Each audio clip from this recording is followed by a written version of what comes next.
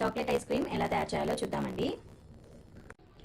మనం ఇప్పుడు homemade chocolate ice cream చేసుకుంటున్నామండి. దీనికి కావాల్సిన పదార్థాలు cocoa powder, Milkmaid, whipping cream and choco chips. 250 grams whipping cream తీసుకున్నామండి. దీన్ని మంచిగా బ్లెండ్ చేయాలి.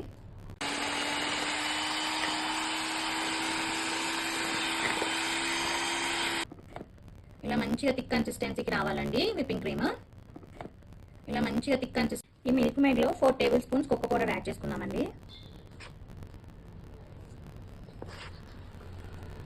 మంచిగా కలుపుకోవాలి. మంచిగా మిక్స్ అయిందండి. ఇప్పుడు దీన్ని విప్పింగ్ క్రీమ్లో యాడ్ చేసుకున్నాము. ఇప్పుడు ఈ విప్పింగ్ క్రీమ్లో ఇది కలుపుకున్నామండి కోకో పౌడర్ది.